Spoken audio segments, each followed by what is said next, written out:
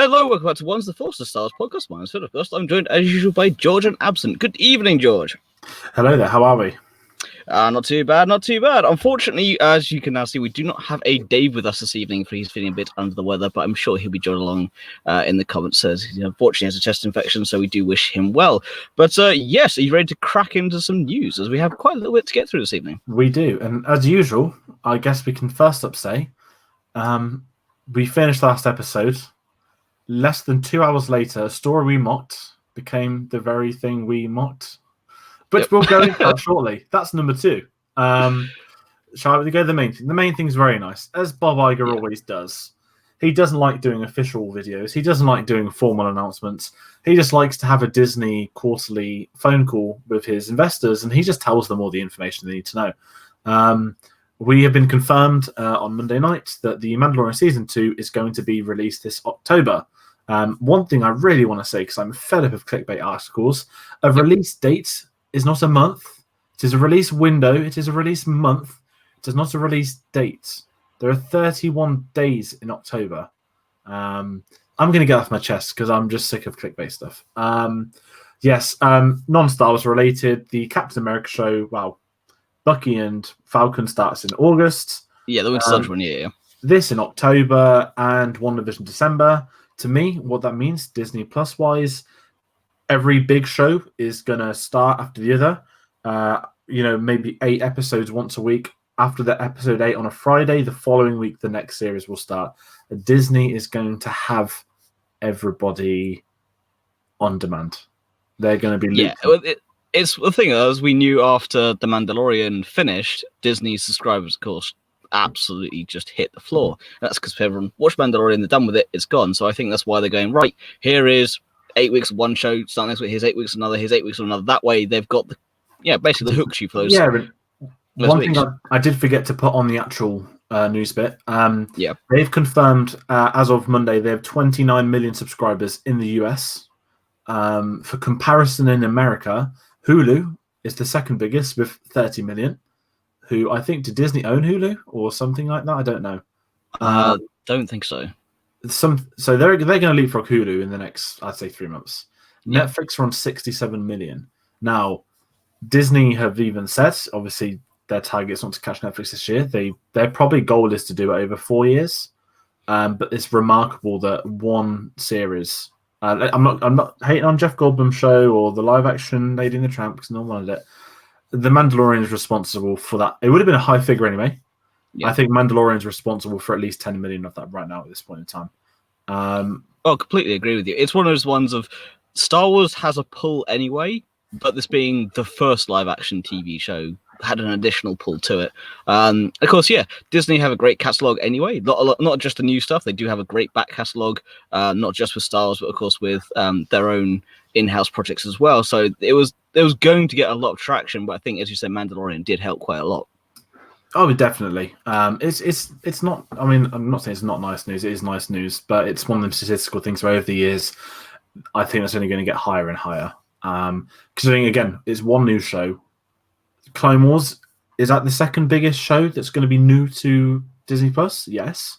Obviously, it's not going to draw the figures that Mandalorian has, but I think it's going to be very, very big. I'm very interested this time next year when they say, "Oh, here's our new subscriber count off the back of 2 Marvel shows and another series of Star Wars." But speaking of Disney Plus and Star Wars shows, let's go to arguably the biggest story point of the week. Let's just the elephant in the room in this one. It is kind of a big one. Our episode is, I don't think so. I'm going to take credit for that because that's the only piece of news I can think of. I want to thank Dave for his hilarious troll photo, which is the thumbnail. That's brilliant. It's brilliant. It's a photo of Ewan McGregor laughing. Now, for those of you who aren't aware, but just over 2 weeks ago, a rumour came out saying Kenobi got cancelled. Me and Dave had breakdowns on Facebook. And then it was confirmed as it was a Twitter rumor. Luckily, I spoke reason. I was the voice of reason in our chat.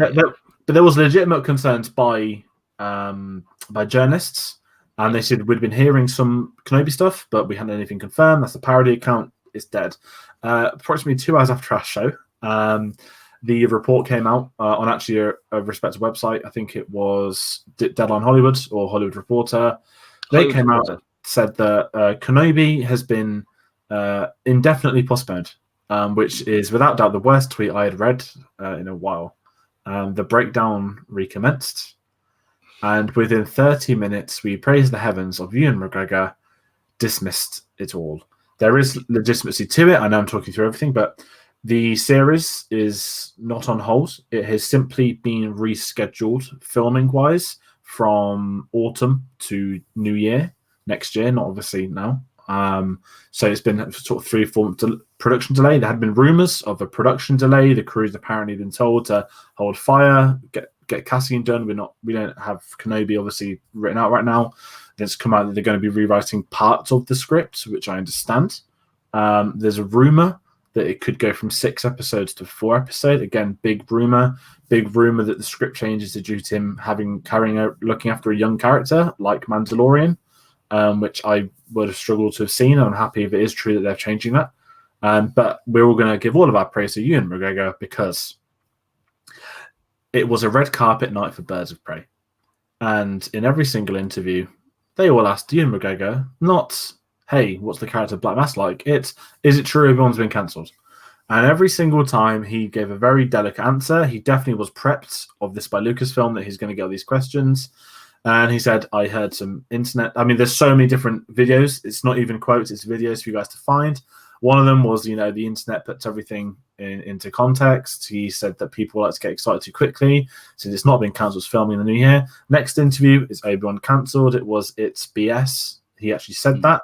He goes, it's still happening. He's having a laugh with these guys. They're not being rude. He's just joking about, saying he's read the scripts. They're great. They're improving on them. He even did TV this week. I think he was on Jimmy Fallon. Well, they asked him, and he said he's been doing his research. He's watched all of Mandalorian, which he loves. And he says they're still writing the scripts. He's read them. They're great. And he said, again, filming in the new year. So for those that were desperate to see this fail, to be fair, I don't think there's a singular Star Wars fan that doesn't want to see a Kenobi series. Even the people, with respect, that haven't liked the new sequel trilogy, they also want to see Kenobi. I think it's going to be the universally, like the Mandalorian, the Star Wars ones are going to come together for this. I think this entire thing was just a rush from the media trying to be the first ones to get the news out, to get that credit of we broke this, not to compare horrible tragedy of Kobe Bryant. It was unfortunately come out by TMZ what happened because a tabloid were desperate to be first. I don't like it when stuff like that happens. Obviously, very different situations. However, it's even when it's for minor bits of news, it's this ridiculous race where they just want the credit. And that's where I don't want to say the word fake news, but that is want credit over credibility, which is sad. Yeah, and when Obi-Wan's already been a sore topic, again, what happened a couple of weeks ago, you're right, Jonas were reading into it. At least these guys, to be fair, got most of it right. It was more the on hold indefinitely part, which was nonsense. It was the indefinitely. That's all it was. It was the on hold for literally moved 3 months. His production shift. That's all it was. I mean, at the end of the day, stuff like this happens in film and TV all the time. We don't hear about it because not every show is this popular or going to be this popular or has this pull. Yeah. Me and you know very well that the industry changes. Most of this kind of stuff is kept very quiet, but also most of this stuff people don't care enough to report it. And because Star Wars is I guess it's the one franchise where anything becomes big. What's the polite word for online discourse? Anything Star Wars discourse, whether it's good, whether it's bad, whether it's a producer winning a BAFTA, whether it's anything, there is discourse to be had. As much as we love Marvel, we know Marvel's the biggest franchise in the world right now. It's just not interesting enough, and the fans are too solidified together. I know we're going on way too much, but I think Star Wars is the one where you can stir up stuff. You can get the comment sections, you can get the clicks. It's the easy target. It's amazing that even this week, I'm still seeing the same reports from them saying, this. I actually want to bring up one thing I didn't put on the news, which is just remembered to. There's a YouTube channel called Popcorn Talk. I don't know if you've seen this Night of Ren news. I actually want to bring this up now because it's very similar, very funny.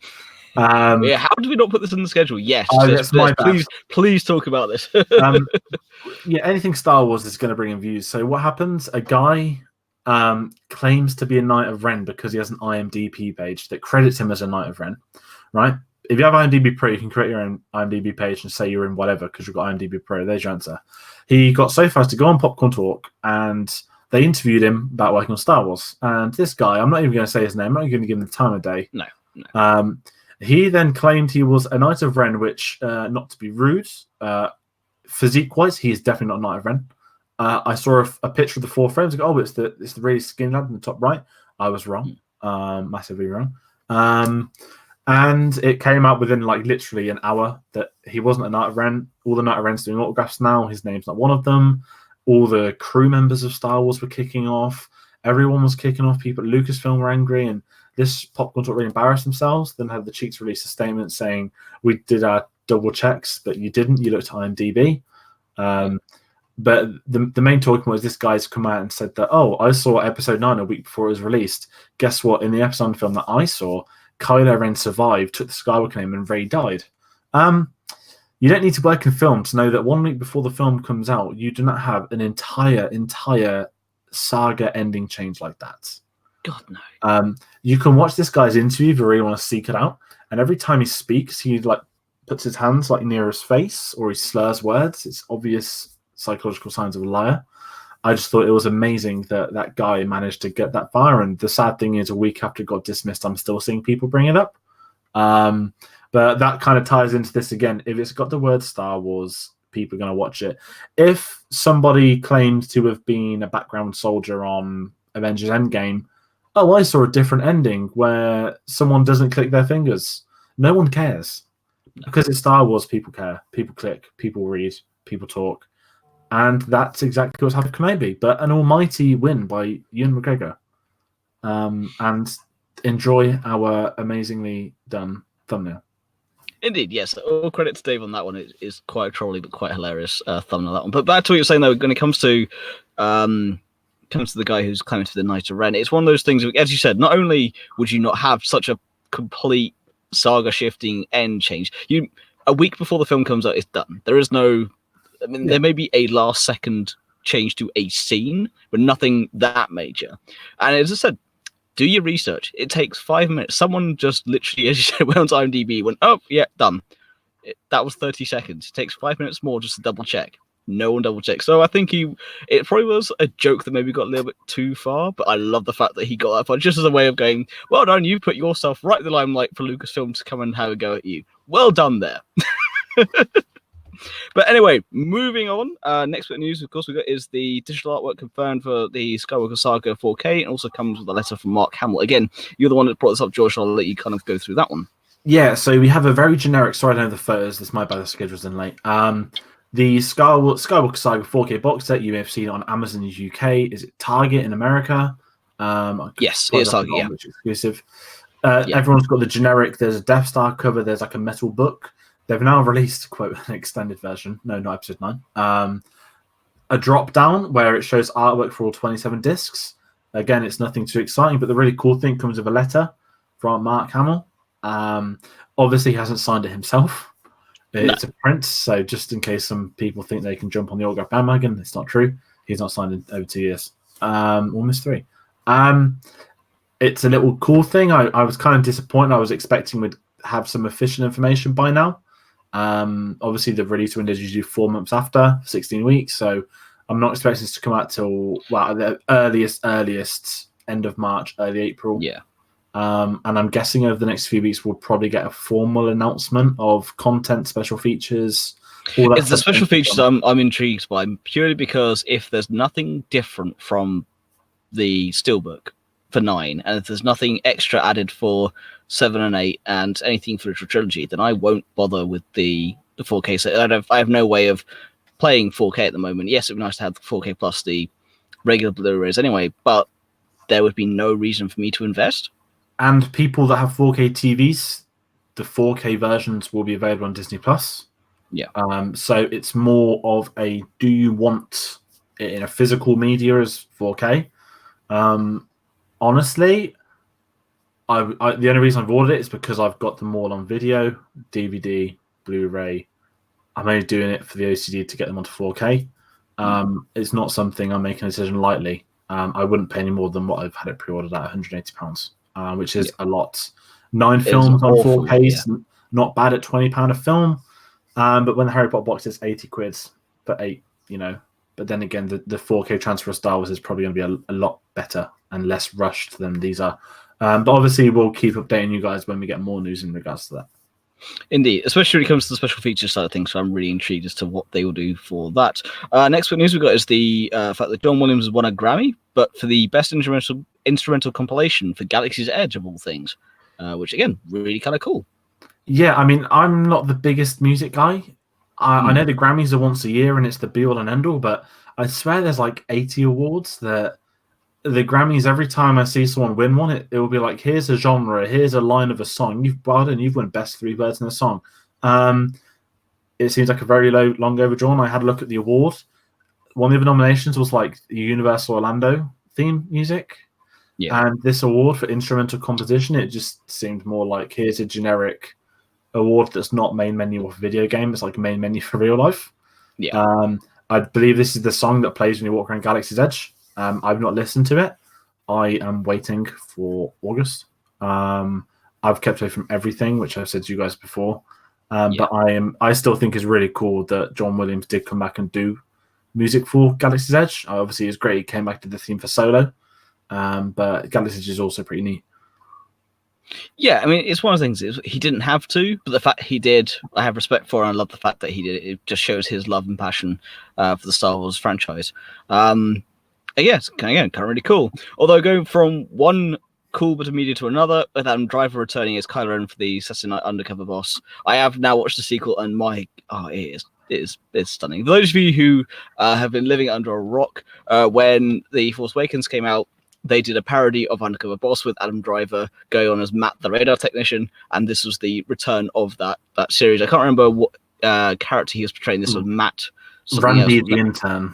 That was it, the intern, yes. I don't think I've ever been excited for a Saturday Night Live skit in my life until this. I kind of messaged you guys in the week that he's returning. It has to happen.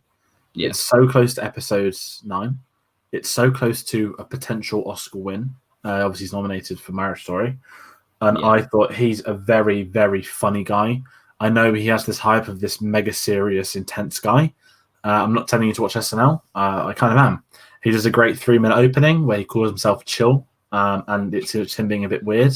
He goes to a fan in the crowd, sits down with them, and he's like, "Oh, I'm so chill." Then he's like, "You look like a Star Wars fan," and it's one of the funny. He's like, and the best thing about it, it's the slow, no offense that comes afterwards, and he gives the guy a signed Kylo Ren figure, and then he goes, "Click of a thing, intensity. If I see this on eBay, I'll kill you." Adam Driver is very funny when he wants to be. It was a great sketch. I don't think it's as funny as the original, but it's a very, very funny sketch still. However, the final moments where there's a tour, I'm not going to spoil it for those. There's a discussion of the best pilot in the galaxy. That was probably the funniest part for me of all of it. It was brilliant. The only thing that bugs me is the fact they use original trilogy stormtroopers that just it's weird because even to me. In the original one, they managed to get the actual episode 7 one, so I was kind of really annoyed. Yeah. They look more like the Rebels one, than they even do the original Stormtroopers. The Rebels ones are the weird design. Yeah. But it was worth watching, and again, he was very funny. He did an amazing skit on being a ketchup bottle, marrying another ketchup bottle. It's a Marriage Story joke. Then he did some incredible sort of junk food restaurant medieval piss take of how young actors are when they've got started jobs like that. He's a very funny actor. Unfortunately, it looks like he's going to Joaquin Phoenix, the Oscar. Joaquin's picked up the Globes and the BAFTA and stuff. Obviously, they both did great performances. But it's very cool that you've got this actor who's getting bigger and bigger, and he's still happy to do comedy roles. And it's his 3rd time hosting SNL, which I think's quite not rare. Many people have done it, but for a kind of actor that's kind of emerged over the last few years to this massive household name 3 times, and I can see him doing many more. He's got a very good taste of comedy, and he did every sketch as well. He didn't back off doing anything, and he never broke character once. Which is the best. Adam Driver, I have a lot of respect for as an actor, and he is, as you said, he's fast emerging as a powerhouse, but he's also he makes jokes that he's still pretty chill, but actually in reality he's still down to earth enough to give back to the fans and give back to the community and do things like this because he wants to have fun doing it, because he enjoys it. And again, absolutely love him for doing so. Definitely. Same. I mean, he's my favourite actor. I could go on about him all night, but I really can't. That's just the Facebook of me, even Dave. Oh yeah, for sure. Although to be fair, my friend did send me the meme the other day of Adam Driver in the car and they saying, "Get in, we're going to Exegol." I'm like, yep, I'm completely down with that one. Although, unfortunately, for a lighter side of news, we have to unfortunately go to a sadder side with the news that Alan Harris passed away. He, of course, played Bosk in episode 5. He also played another couple of roles as well. Yeah, I mean, this came out, I think, last week. It's quite exciting. Yeah. Alan Harris is one of those names that me and you've done the convention circuit before. He does so many events. And obviously, at his age, I had heard he was ill. I know he'd cancelled a couple of events.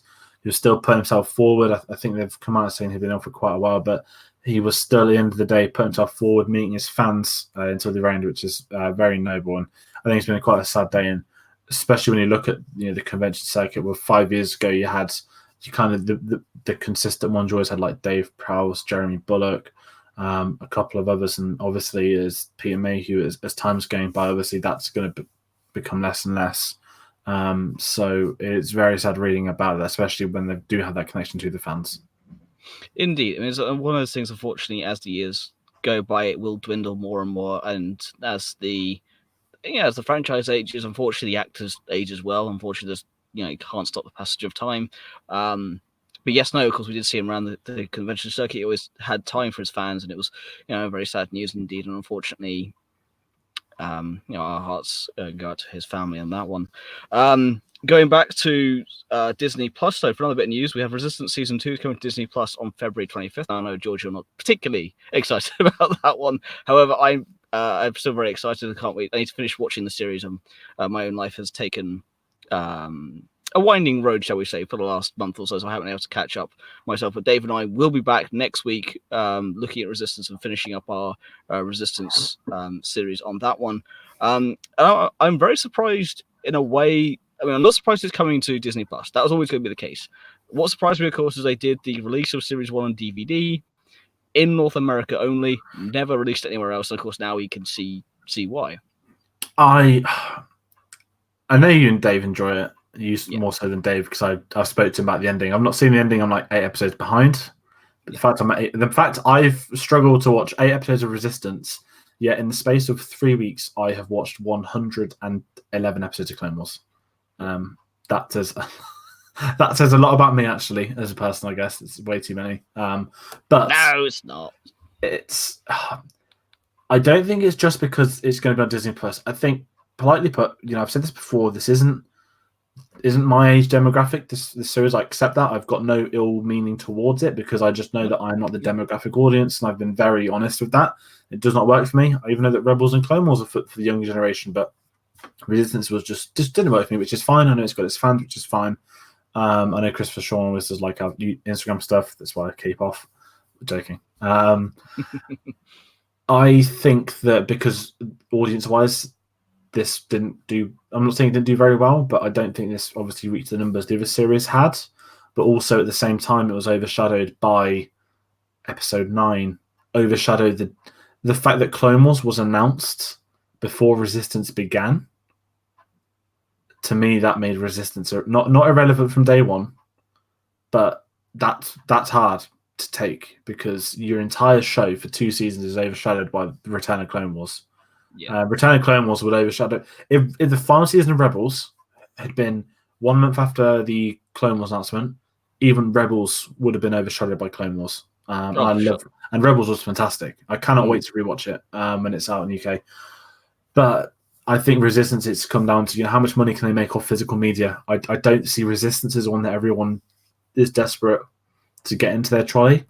The fact it had a DVD release, not Blu-ray, is very damning in this century. For sure, especially because it was only in North America as well. They didn't even release it in other territories. I mean, UK didn't even get a complete Rebels box either, did we? No, we never did. So in fact, they also did only season 1, season 2, and Steelbook. They never even went on to season 3 or season 4. It's all very strange, but I guess with Disney Plus, you do get a chance to watch it. You can watch it, binge it if you really want to binge it. Doesn't surprise me. I think all Disney content will come to Disney Plus over the coming time, and Disney Plus also means 20th Century, Studios now, not Studio Fox. Yeah, Spotlight Studios. Yeah. So yes, Disney Plus. I mean, obviously legally we don't get it in England until March 24th. So we've got another month. Yes, I know, which means we have to spend a bunch of money on plane tickets for Clone Wars. However, it will be worth it because we're going to spend a few. It won't be much. It's fine. What I will say will be very hard with Clone Wars is that because I've watched so many abnormally recently, one episode a week is going to be hard. Yeah. When I've averaged, say, 5 a day, when I've been working from home, I've been able to watch at times 15 in a day. I say watch, it's more like on the screen next to me. And even I'm bored, let's get a quick icon. It's only 1 hour. I'm going to have time for a film, get a Clone Wars arc on. Watched it all in chronological for the first time. It's going to make me very excited for the ending, for the final season. I've got a lot of hype going into this. I think it's going to deliver. I really hope it delivers. I'm sure it will, and also it does look fantastic. I mean, we had the poster and the final trailer course last time we were on. Just the animation quality has gone up. I mean, don't get me wrong, it was a good quality show anyway. Especially season 1 was good. Season 2, 3, 4, 5, and onwards, they kept improving it season upon season. By the end, it did look fantastic. However, the leap in technology from 2011? It was 08 it started. Oh, sorry, it stopped in 12, and then this last episode was 2014, I think, was it? Yeah. How about right? It's even like Rebels. I mean, season 1 of Rebels, I'll admit, season 1 was hard. The first episode I didn't like, but it grew, and that's the main thing. It grew, as did Clone Wars. Clone Wars, if you look at seasons 1 and 2 of Clone Wars by themselves, they, as 40 episodes, whatever they were, that is probably a quarter episode that are good. Season 3 is, to me, a 50-50. Seasons 4 and 5 are like 90% there. The best of the best. Season 6, I'm watching for the very first time at the minute. I'm 3 episodes in. I already know some of the big spoilers from the last sort of 7 years of being a Star Wars fan. And I'm hoping the same detail they have in season 6 is into the 7 that you got 12 episodes. You got to make those 12 count. You don't have time to waste. There was in season 5 a horrible droid arc for like 4 episodes. And they cannot, when you've got 12, you cannot waste one. So I don't think they will. I know this is they are going to, partly because we've got the Bad Batch arc, which I don't mind, but because that's been common knowledge for many years, I don't mind Bad Batch. I think it's going to go straight to Siege of Mandalore after Bad Batch, which I think it was done anyway back then. But because I never thought the Crystal Crisis on Utapau was next. But do you think they're going to show that? No. No, I don't think they will. I think that will still be canon, but they won't show it. It'll be part of just the Lost Missions, which they keep on StarWars.com, I think it is. I know it's on YouTube, but I'm pretty sure they still have it on StarWars.com. They have both the Bad Batch arc and they have Crystal Crisis on Utapau. And of course, they have the Son of Dathomir comic from Dark Horse, which is the only Dark Horse comic that's canon. And they have the book Dark Disciple, which I love that book. So, of course, we will have this as well. Sorry, go on. Yeah, what I was going to say for this, I completely forgot to say. When it comes down to Clone Wars as well, Bad Batch, like myself, I avoided watching the pre-rendered footage they released many years ago. No issue with people that watched it, but I just never watched it because I kind of childishly, it's not fully animated, I'm not going to watch it. I'm very happy that arrogance paid off. I say arrogance, it was more sadness that it didn't get finished. But Clone Wars, I mean, me and you could talk for hours. We will talk for hours. We are working on some stuff which we'll let you all guys know very soon. But as we know, it begins Friday the 21st of February, 2 weeks tomorrow. Crikey. It's here. The Clone Wars is here in 2 weeks. But yes. And our flights are booked. It's very expensive, but it's worth it to bring the content to you guys. I know. But we do have to move on from Clone Wars. We do indeed. I'll let you introduce us to the next piece. I think you've got a few things on this one. Yes. So Lucasfilm CEO Kathleen Kennedy was presented with the BAFTA Fellowship on Sunday. We knew she was going to get the awards. Those that don't know, it's the highest, as Prince William always says, it's the highest, not Prince William. Yeah, it's William. Sorry, I was getting mixed with Harry. Harry's not Prince anymore. It's the highest honor BAFTA can give to an individual. It's their kind of like lifetime award. Kathleen Kennedy was rightfully presented with this. Her contribution to not just film, but to the British industry as well over the last few years. There was no better time to give it to her than the fact that episode 9's finished. Obviously, she has a distinguished career doing films with Spielberg, but the fact that the last 6 years she chose for Star Wars to film in the UK. It wasn't. It's been sold to do in the UK. It was Kathleen Kennedy. Kennedy chose Pinewood. That's where she chose to put her base. The only live action thing done outside of Pinewood has been Mando in California, which is fine. Obviously, we know that Cassian, Kenobi, and future stuff are going to be Pinewood as well. So I think it's only right that with the wind down of the final episodes in the trilogy, this is probably the best chance for her to get the award. It made most sense. She did a great speech. Obviously, William was in Star Wars, even though it was cut. They made a joke. You had John Boyega and Daisy Ridley present her the award. They gave a speech. Spielberg gave a speech. Kept cutting to Adam Driver looking excited in the crowd as well. It was a great night for Star Wars in terms of the guys there and that award. So that was just one of the nice little stories. It's worth checking out her speech. It's on YouTube for anybody that's interested.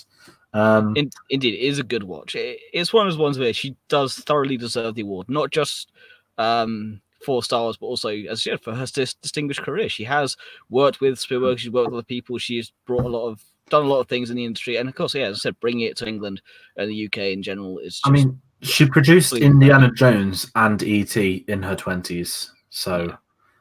For people that say she's terrible, she'll say bad. Spielberg would have got rid of her 40 years ago, but he never did. No, exactly. And name me a better Spielberg film post her leaving. Vice versa, you can say the same. But anyway, moving on. We've got. We're not going to go through this crazily, but it keeps popping up. It's like a bug. Doesn't. No matter how much you swat it, get rid of it. The Colin Trevorrow leaks will always return. This time, there are 28 concept art leaks. Me and you have discussed this before. We did it 2 weeks ago. Concept art does not mean it was going to be in the film. No. Concept art is good. Per film, there are hundreds and hundreds of pieces that never make it. My only worry with this is that because there is so much traction towards these leaks, I personally think the reason we've had the delay on the Art of books is because they're getting rid of the Colin Trevorrow stuff. Now, I understand that. It might be me speculating, but I also worry that they're letting it get to them too much. I don't want to see these incredible... I mean, look at the photos, guys. They are incredible.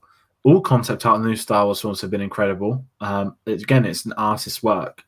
It's sad if they kind of see the light of day. I understand why. But to me, it's a very sad moment. You might be a guy that worked on a drawing for a month and, sorry, because it's vaguely tied into an internet rumor, we're not going to put it in the book. Again, that's me speculating. That's not any form of fact. But I have a theory that there's some of that, there's a bit more that meets the eye. We're not going to obviously discuss the Colin Trevorrow script, although more scenes have leaked this week. But yes, that is all I'm going to say about that. It's sad to say, although we have to, on that front though, we do have to acknowledge the fact that it's because of Star Wars we have concept art in a way. Lucas wanted concept art to help sell Star Wars to the studios, but also then to help him have his vision come to life in the first place. And it's the fact that going forward, of course, he then had it for the prequels. We've had it through the sequels as well. And as you said, there's concept art for every film, and there's art that never sees the light of day, but there's also this art it's there because it's there. It needs to be there. People need to see it. Some people have an idea in their head. Once it's put to paper, you go, you know what? That was a good idea. However, I don't think it's going to work. Or someone goes, you know what? Yes, let's do this. So people can have second opinions on things. Go, you know what? I wasn't quite sure. This looks amazing. Let's do it. It's always good to see. And unfortunately, I do agree with you. I own the Art of the Last Jedi book, which is personally one of my favorite books in my collection. It is a gorgeous book. Anyone who hasn't got any of the Art of books, I do highly recommend them. I only have the room for one. This one was a gift anyway. But those of you who haven't bought any of these books, go through, have a look through them. They are stunning to look at. And with episode 9, it is that interesting part. Of course, we did have the Trevorrow script. We do have this concept art as well. And it is agreed. They probably let it get to their head too much. And I think that's a sad thing. I also think they pushed it back, the release date, partly to stop spoilers, because of course it's supposed to release the day of. And I think, of course, if people get their hands on it early, because they had to get stock in, there is a legitimate reason for that. However, If they've edited it beyond that because of Trevorrow or because of these rumors, again, I agree with you. I think it's a very sad thing. I don't think it should have been done, but unfortunately, paranoia is paranoia. Yeah, and Colin Trevorrow, make of it what you will. Duel of the Fates had Mortis. Stop. I'm just gonna say it. His stuff with Finn was great. His stuff with Rey and Kylo is abysmal. And my honest opinion, it's a shame that it was completely dropped by JJ. At the same time, I respect JJ for doing what he wanted to do. JJ did not Rilo. JJ did Kylo and Rey better.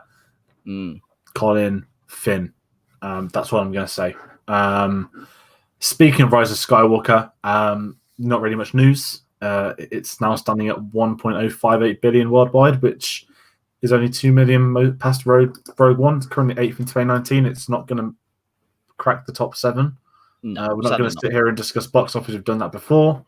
But it's got a couple of screenings left here and there. But again, it's Oscar season. It's been a big year.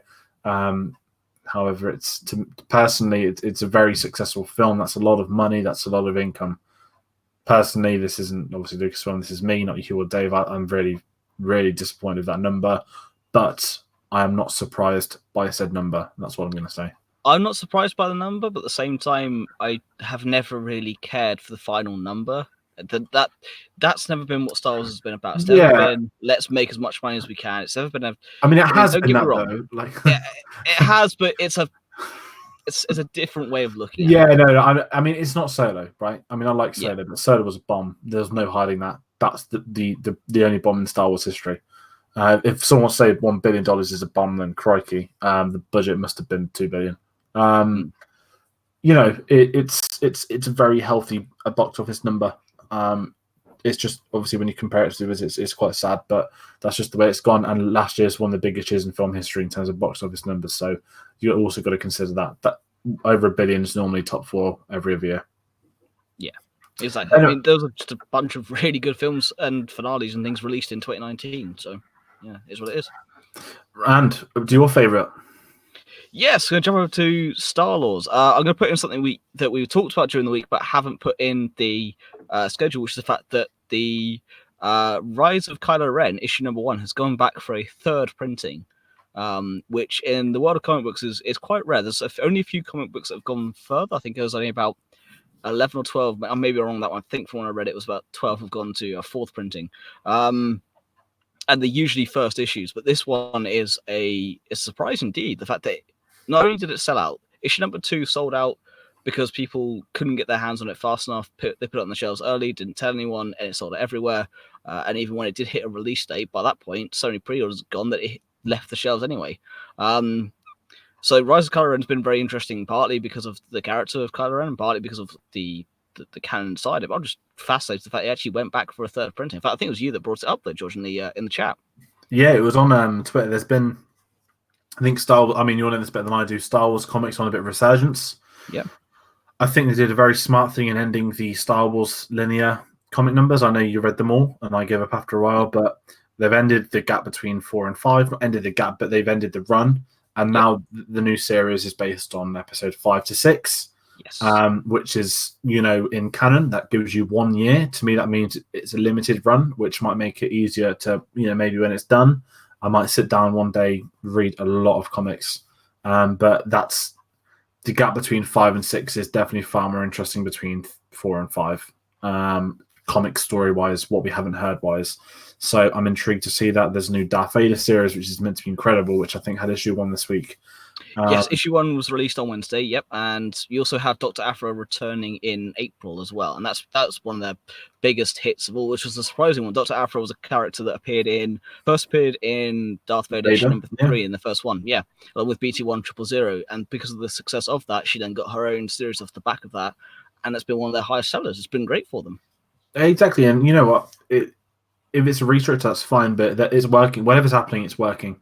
The key is to, I think it's just fair by saying at one point you had like 8 different Star Wars comics coming out at the same time.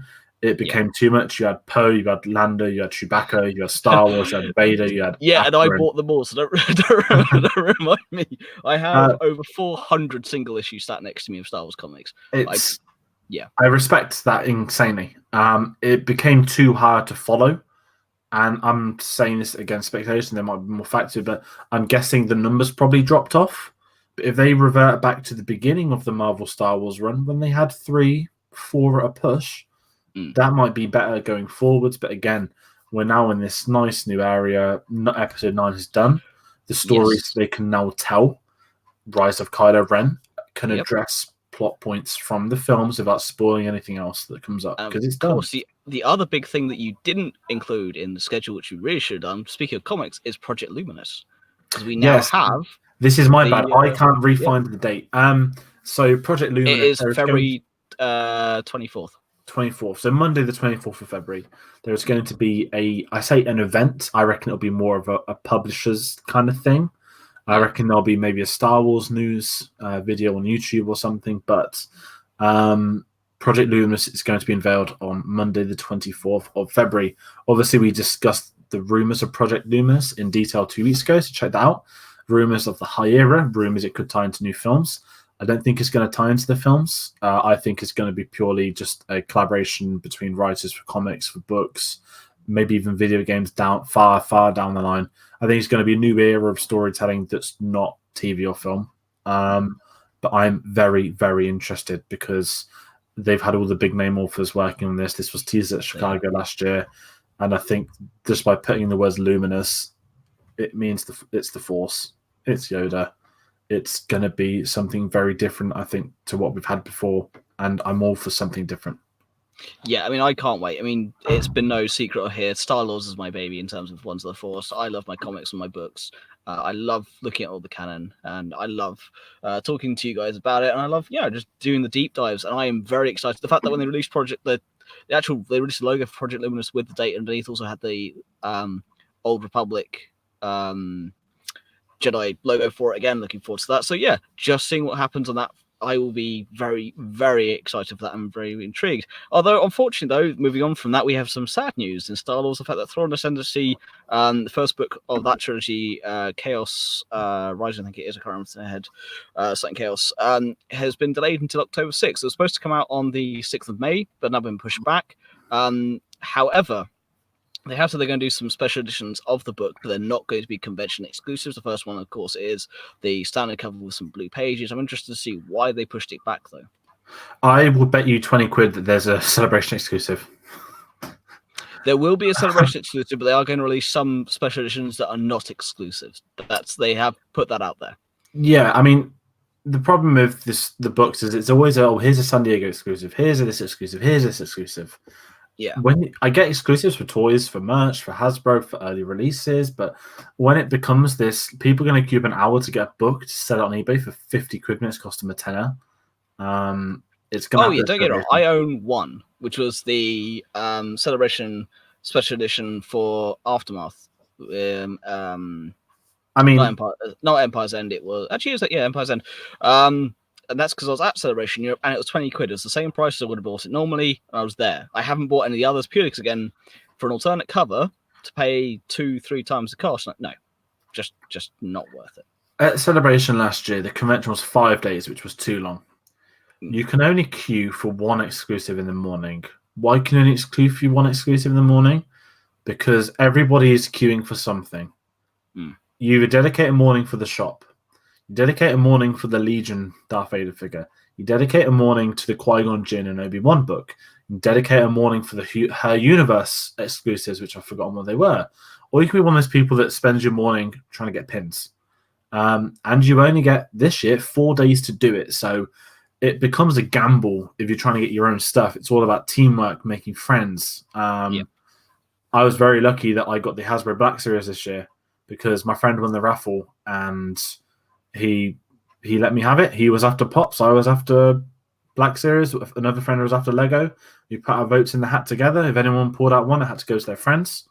I will hopefully be doing the same, except I'm in a group of 9 this year. So I'm really hoping there are better chances. And this year, as long as the Lego set is a million times better than that awful bust that they did last year, that was honestly horrible. It's one of the worst exclusives I've ever seen in my life. I really want to get a Lego one, but I'm also open to Black Series brackets, which I think is going to be a 40th anniversary set.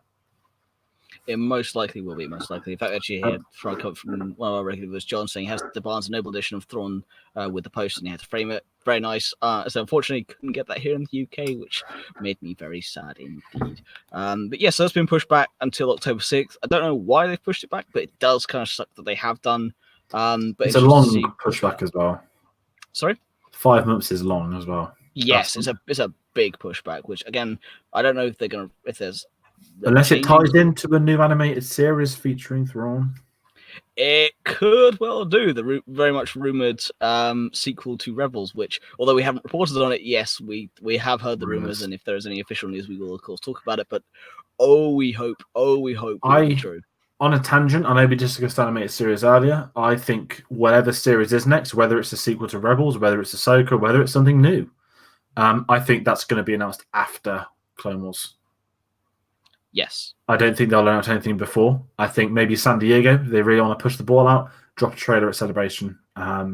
Very intrigued, but I think we'll know that in sort of 15 weeks' time.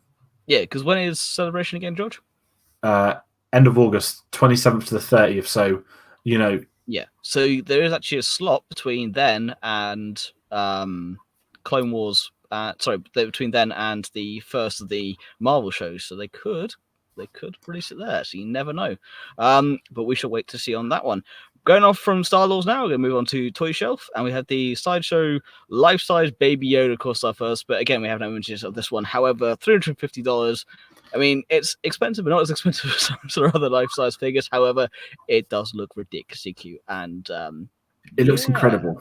It's, if anyone's seen photos of this, you can put it side by side with the show, get a high quality still from the show, put it side by side with the Sideshow photos. There's no difference. No. The engineering is incredible. It's life size. It's Baby Yoda. It's listed as $350. Any guys in the UK?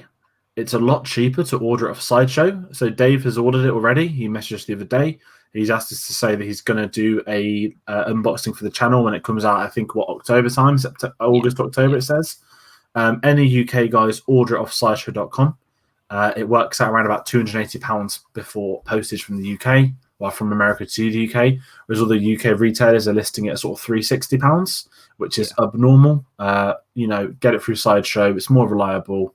And you can pay in monthly installments, which I may look into in August. However, unfortunately, something else we'll discuss later on may steal my ridiculous, overpriced What Do I Buy of the Year award. But before we get to that, we are going to talk Hasbro. We are indeed, yes. It's gone very quiet. We've had episode 9. We've had Mandalorian. Clone Wars is coming. The merchandise aisles have gone very quiet, which means something is stirring. They hinted many months ago that there'd be a lot of stuff coming out after 9. I reckon we'll get it more with the Blu-rays in April. I reckon they'll do a big announcement soon. I know that there's a London Toy Fair. There was a lot of stuff shown that they were under embargo, so the people that saw it weren't allowed to sign, so they can't even tell you what it is. They can't even say what they looked at.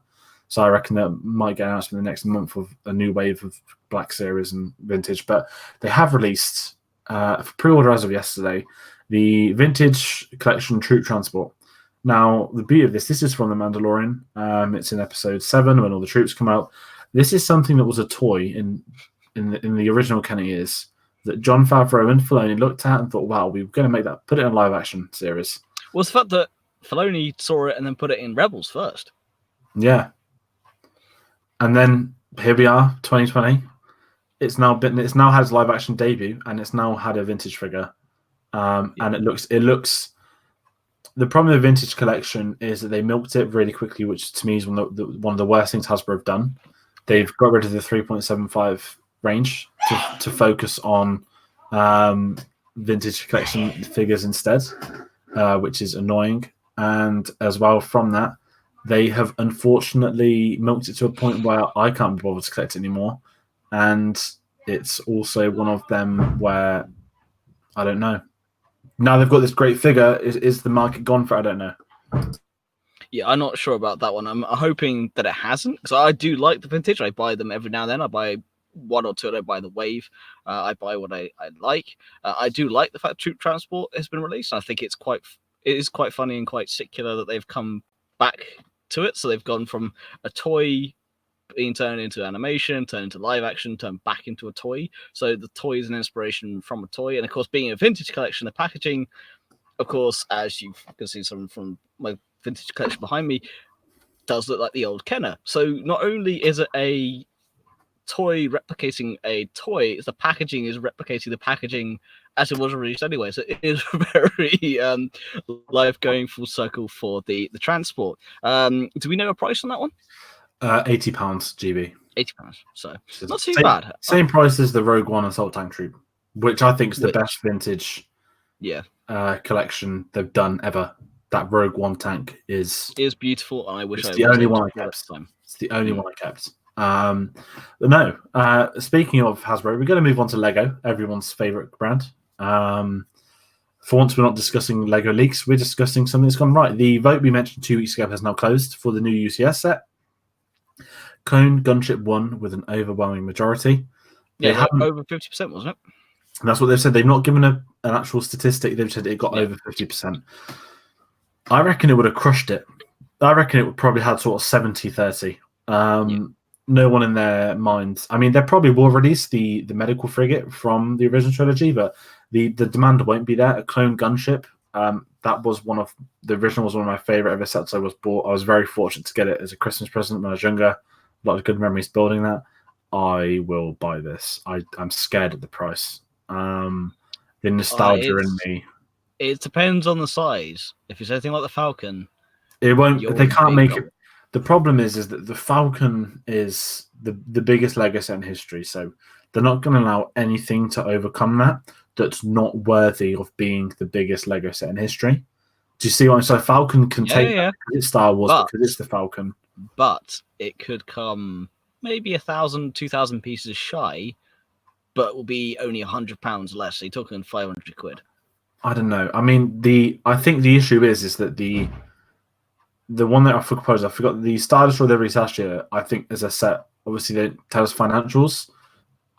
There has been almost no demand for that. No, they lost everybody when they put the price. Was it $550? Yes, with 3,000 pieces. One of the biggest errors. Maybe even releasing that as a set was an error, because is that what people want? Another one of them. I think the fact that the clone gunship has destroyed the competition, to me, I really hope that politely signals a trend of we're going to get more prequel stuff. Clone Wars is going to come and help that, but I reckon I'm sensing £400 for this and 4,000 pieces. Yeah, that's a good solid bet. And when it does happen, I will feel disturbance in the force as your wallet just cries out in pain. As long as it's after the celebration, I'll be in a better state. I'm torn because it's either going to be Yoda or it's going to be this clone gunship, and they might have released something else in the middle of it all. But no, indeed, it's always fun and games and the ones of the Force chat, seeing what George is buying next, or in fact Dave as well. And I'm not, I'm bad for it as well. I have to be a little bit more careful than the other two, but it is quite funny seeing what we. Well, that's a we're way somewhere. We love it. We love what we spin it on, but it's nice to see what we do, and it's quite funny when the others go, "Oh, okay, fair play." But moving on, we've only got a short little bit of time left. We're going to go on to games, and we've got to talk about Jedi Fallen Order, which has beaten the EA sales expectations. Expected 10 million by April, and I'm not surprised. This game had a lot of hype going into it, a lot of cautious hype from people. May I add, though? I mean, after the Battlefront 2. Dilemma. We will talk about Battlefront 2 in a little bit. However, it has smashed it. The game has had a roaring success. It has had a blight here on Wands of the Force thanks to a certain incident. There is a banned subscriber, and I have no shame in admitting I banned him. Yep. I did not allow you guys to. I'm actually just going to say we had someone comment that spoiled it. So I think someone else got spoiled in the comments for them by this guy.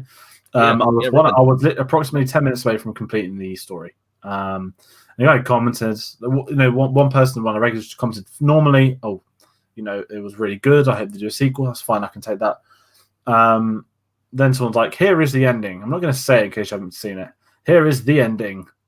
It's in all the trailers now, which really annoys me. But yeah, it's in all the trailers now. I mean, it's more the issue. I literally had no social life for 4 days to get it done, to make sure there's no spoilers, and I was 10 minutes away from. It was on pause as we did that video. I was fuming and I messaged you guys like I'm banning him. Like, oh no, he comments that. I was like, I just do not care. He was banned. I'm not having that because it's the paranoia leading at this episode 9 at the time. Yeah.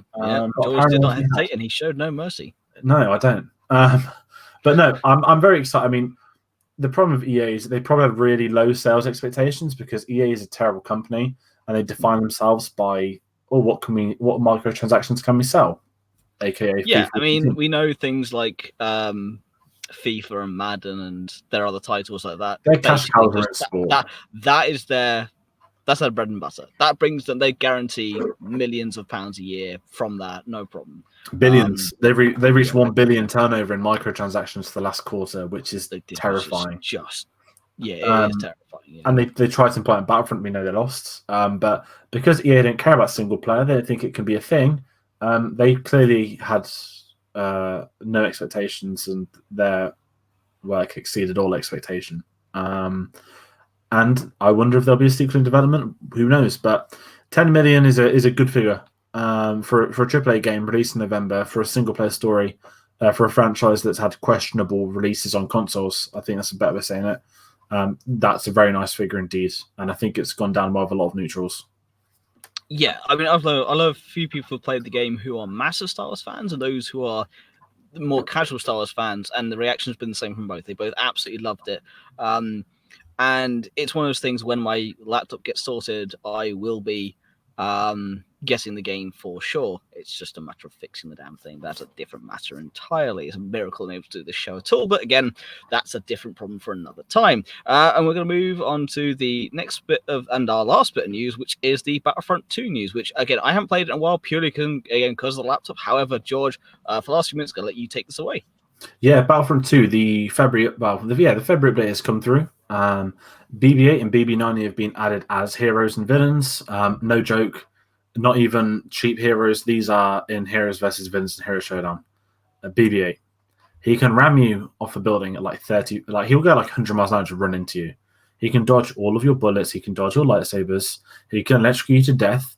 He has become even more powerful than Anakin, who they have nerfed again. He needed to be because he was dumb. They fixed him and they took it away again. But anyway, I mean, we're here over 2 years later and they're adding new heroes still. Not only that, we get a full announcement to come with this pack that Scarif is going to be added as a playable map. Now, I'm not going to go into too much backstory, but the Ben Walk, who's EA's best communication person on Twitter for Battlefront fans, he always does the community transmissions. He's very good with the social media stuff, chatting to fans. No joke, every tweet I've seen for the last few months, and underneath it in the comments, everyone has put "Where's Scarif?" It was in the story mode. It was on like a vision where they have Scarif Tower, and it was a great map on Battlefront 1. But everyone's "Where's Scarif?" And they tweet like, "Okay, it's coming. It's going to be the next update." They haven't said if we'll get new heroes, but the fact they're adding again over 2 years later, they are still adding. Is remarkable for any game, especially one that had a launch as controversial as Battlefront, which is great news for those that play. It's got a very big fan base. I haven't played as BB-8 and BB-90 yet, but I have been defeated as Darth Maul by one of them. No joke. Before we came on, it did sound quite hilarious. They're overpowered. They'll get tamed in the next one. BB-8 certainly will. I can imagine they destroy the troops online, but is it like Oddjob in the N64 GoldenEye game? Yes, you just can't hear him. You have the hat. You just throw the hat. It says everyone. That's like BB-8. Wow. Fair enough. But yes, on that lovely piece of news, I think it's time to end the show. George, is there anything you'd like to add? As Ewan McGregor laughs at this thumbnail, please take consideration into what you choose to click on. Of course, you can have your own opinion and make opinions for yourself, but do not believe everything you read. Research should be undertaken as learnt by a Knight of Ren. It's going to be very interesting. We're in a quiet patch now, but in 2 weeks' time, we'll be getting ready for Clone Wars. And we've got some more stuff we can't wait to show you. Indeed. But of course, so speaking of clicking, just make sure you click on the show. Make sure you show your love. So as per usual, don't forget to like, share, and subscribe. You can find us on Facebook, Instagram, and Twitter at One's the Force Stars Podcast, at the Force Podcast. You can find the video for this later on our YouTube and Facebook pages. And of course, you can find the audio on our Spotify, iTunes, Podbean, and Stitcher accounts. You can find our merchandise in the link down below. We've been One's the Force. May the Force is with you. Until next time, goodbye.